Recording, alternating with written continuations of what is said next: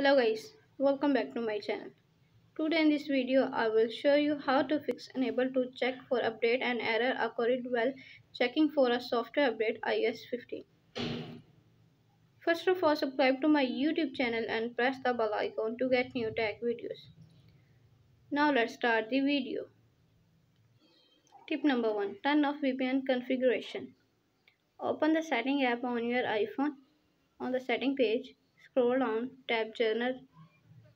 On the General page, scroll down, tap VPN device management. Delete VPN.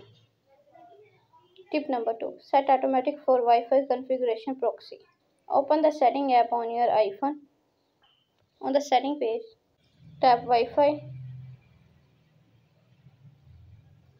tap icon, tap configuration proxy, select automatic, tap save. Tip number 3. Restart your iPhone. Open the setting app on your iPhone. On the setting page, scroll down, tap General. On the General page, scroll down, tap Shutdown. Now slide to power off, slide to turn off your device, then wait for a few seconds and turn on back.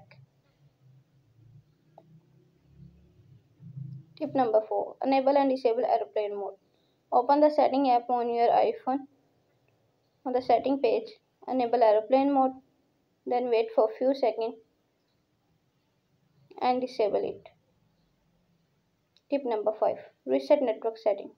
Open the setting app on your iPhone. Scroll down, tap General. On the General page, scroll down, tap Transfer or Reset iPhone, tap Reset network setting. Again reset network setting in the pop-up window to confirm this process. Thanks for watching this video.